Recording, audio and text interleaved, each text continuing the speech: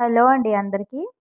ముందుగా నా వీడియో చూసిన వాళ్ళందరికీ, లైక్ చేసిన వాళ్ళందరికీ, అలాగే కామెంట్ చేసిన వాళ్ళందరికీ కూడా థ్యాంక్ యూ సో మచ్ అండి. ఈరోజు వచ్చేసి మంచి రుచికరమైన మినప్పప్పుతో సున్నుండలు చేసుకుందాము. పొట్టు మినప్పప్పు. నిజానికి పొట్టు మినప్పప్పుతో చేసుకుంటేనే మంచిది. కానీ ఇప్పుడు ఎవరు తినడానికి ఇష్టపడట్లేదు. గుండు పప్పుతో చేసుకుంటున్నారు. గుండు పప్పుతో కూడా బాగుంటాయి. ఇంతకుముందు వీడియోలో నేను గుండు పప్పు చక్కెరతో సున్నుండలు ఎలా చేసుకోవాలో వీడియో అనేది పెట్టానండి. ఇంట్రెస్ట్ ఉన్నవాళ్ళు చూడండి. ఈరోజు వచ్చేసి పొట్టు మినప్పప్పు బెల్లంతో చేసుకుందాము. ముందుగా గ్యాస్ ఆన్ చేసుకొని గ్యాస్ సిమ్లోనే పెట్టేసి ఈ పప్పు అనేది నిదానంగా వేయించుకోవాలి. హైలో పెడితే మాడిపోతుంది. కొంచెం మందంగా ఉన్న కళాయి అయితే పెట్టుకోవాలండి. ఈ పప్పు వేగిన్లోనే మనకి సున్నుండ రుచి అనేది వస్తుంది. హైలో పెట్టేస్తే మాడిపోతుంది. సున్నుండ అంత రుచిగా ఉండదు. కొద్దిగా నిదానంగా వేగించుకోవాలి. గ్యాస్ మీడియంలో పెట్టుకొని లేకపోతే సిమ్లో పెట్టుకుంటే మరీ మంచిది. నేనైతే సిమ్లోనే పెట్టేసి కొంచెం టైం పట్టినా సరే ఇలాగ వేపుకుంటా. మంచి వాసన వస్తాయి ఉండలైతే. తినేటప్పుడు కానీ మనం ఈ పప్పు వేయించేటప్పుడు కానీ సున్నుండలంటే ఇష్టపడని వాళ్ళైతే ఎవ్వరు ఉండరు. అంత బాగుంటాయి. పిల్లలు పెద్దవాళ్ళు అందరూ ఇష్టంగా తినే స్వీట్ అంటే సున్నుండలేనండి. అంత రుచి, అంత హెల్దీ కూడా. పిల్లలకి స్కూల్కి వెళ్ళేటప్పుడు స్నాక్స్ బాక్స్లో ఒక 2 ఉండలు పెట్టేసి పంపిస్తే వాళ్ళు చక్కగా తినేస్తారు. లేదంటే మళ్ళీ వాళ్ళు సాయంత్రం వచ్చేసరికి నీరసంగా మనకి కనిపిస్తే మనకి బాధ అనిపిస్తుంది. అందుకని మనం పిల్లలు నీరసించిపోకుండా ఇలాంటి ప్రయోగాలు అనేది చేస్తూ ఉండాలి. అందరూ ఇష్టంగా తింటారు. చక్కగా వేగిపోయింది చూసారా. సగం వేగిన తర్వాత ఈ స్టేజ్లో ఉన్నప్పుడు ఒక 2 స్పూన్ల వరకు బియ్యం వేసుకోవాలండి. రేషన్ బియ్యం అయినా పర్వాలే, సన్న బియ్యం అయినా పర్వాలే. ఏది మనకి అందుబాటులో ఉంటే ఆ బియ్యం అనేది కొద్దిగా ఒక 2 చెంచాల వరకు వేసుకోవాలి. బియ్యం ఎందుకు వేసుకోవాలంటే మనం ఉండ తినేటప్పుడు నోట్లో చుట్టుకుపోతూ ఉంటుంది, అంటుకుంటూ ఉంటుంది. పళ్ళ మధ్యలో కానీ అంగుడికి అంటుకుంటుంది కదా. ఇలా బియ్యం వేసుకుంటే అలా అంటుకోదు. చాలా బాగుంటుంది. ఇలా బ్రౌన్ కలర్ వచ్చేంత వరకు వేయించుకోవాలి. చూసారా పప్పు మనకైతే వేగిపోయింది. ఇదంతా కూడా గ్యాస్ సిమ్లోనే పెట్టేసి వేయించుకోవాలి. చక్కగా వేగిపోవాలండి. బ్రౌన్ కలర్గా మారిపోవాలి. చూసారు కదా. ఇలా మొత్తం రంగు మారేంత వరకు వేగించుకోవాలి. మంచి వాసన వస్తుంది. ఈ స్టేజ్లో ఉన్నప్పుడు స్టవ్ బంద్ చేసి ఇది చల్లగా చేసుకోవాలండి. చూసారు కదా. ఇలా మొత్తం మరీ మాడిపోవద్దు. మాడిపోతే ఉండవ అనేది రుచిపోతుంది. జాగ్రత్తగా చూసుకొని వేయించుకోవాలి. ఇది చల్లగయ్యేలోపు మనము నెయ్యి అనేది కరగబెట్టుకోవాలి.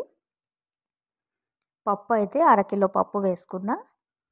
నెయ్యి అయితే ఒక 1/4 కిలో వరకు పడుతుంది. 1/4 కేజీకి కొంచెం తక్కువ పడుతుంది. ఇలా కరిగించుకోవాలి. డైరెక్ట్గా కూడా వేసుకుంటే ఏమవుతుందంటే ఉండ గట్టి పడిపోతుంది చల్లగా అయ్యే కొద్దీ.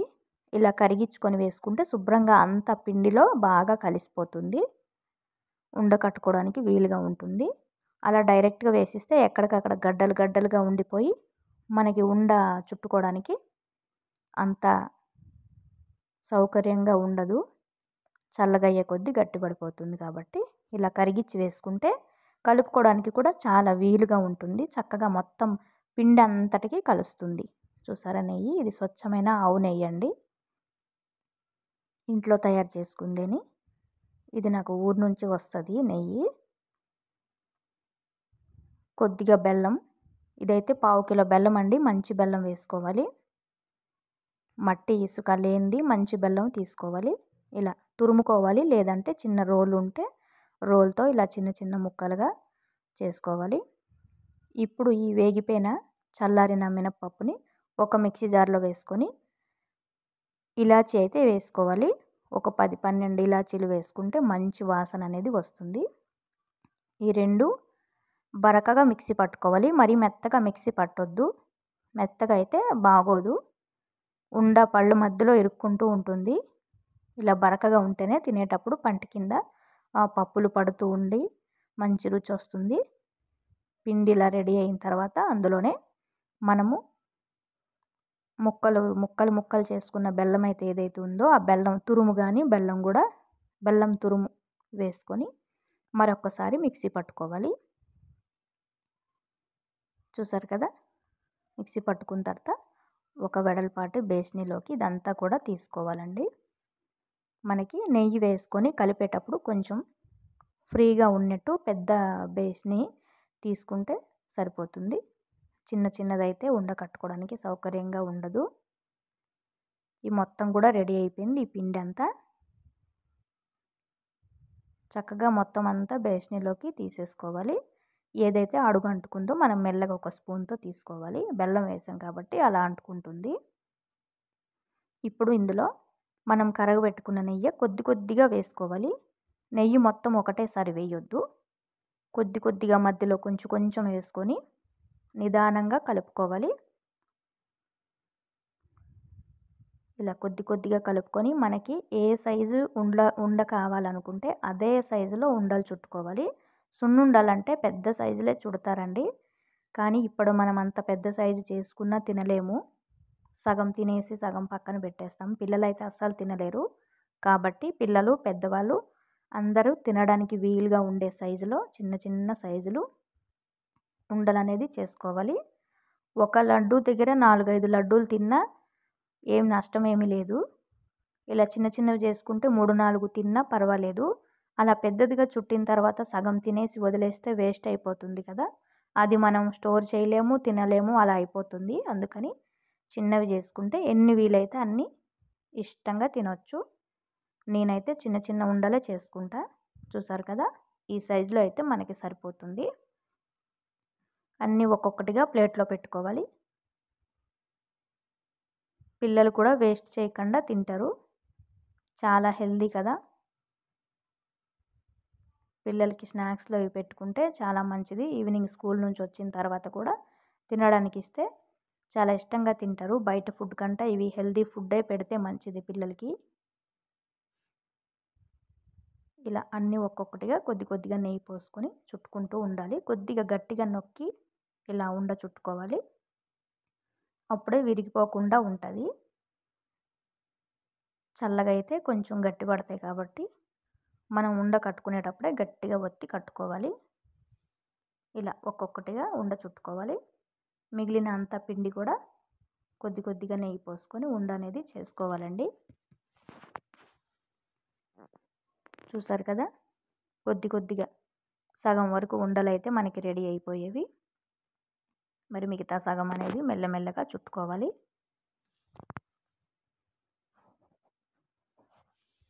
చూసారు కదా, ఉండలు చూడడానికి నల్లగా ఉంటాయని మాటే కానీ మనకి గుండుపప్పు కంటే ఈ పొట్టు మినపప్పు ఉండలే చాలా మంచిది. చూడడానికి నల్లగా ఉంటాయని కొంతమంది ఇష్టపడరు. నిజానికి బెల్లము ఈ పొట్టు మినపప్పుతో చేసిన ఉండలే మంచిది హెల్త్కి. బెల్లం ఎలాగో పిల్లలకి పెట్టాలి.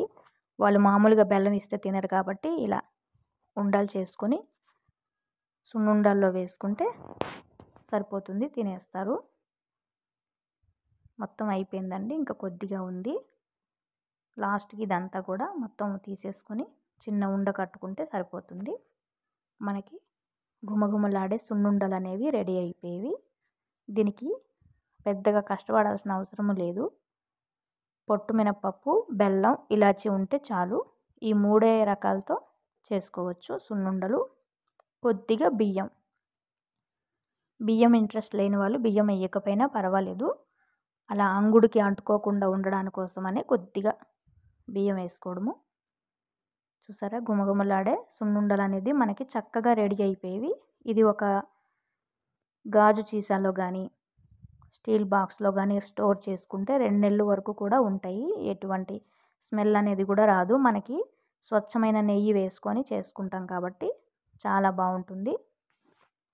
పొద్దున్న కానీ ఈవినింగ్ కానీ స్నాక్స్ కింద తినొచ్చు. మధ్యాహ్నం భోజనం తర్వాత అయినా ఒక లడ్డు అలా తినేస్తే సరిపోతుంది. మనకి రోజుకి కావాల్సిన ఎనర్జీ అనేది అందుతుంది మన శరీరానికి. ఇలా అప్పుడప్పుడు చేసుకొని తింటూ ఉండాలండి. ఈ వీడియో కనుక నచ్చితే లైక్ చేయండి. మొదటిసారి చూసిన వాళ్ళైతే లైక్ చేయండి, కామెంట్ చేయండి. వీడియో చూసిన వాళ్ళందరికీ థ్యాంక్ యూ సో మచ్ అండి. మరొక్కసారి థ్యాంక్ యూ.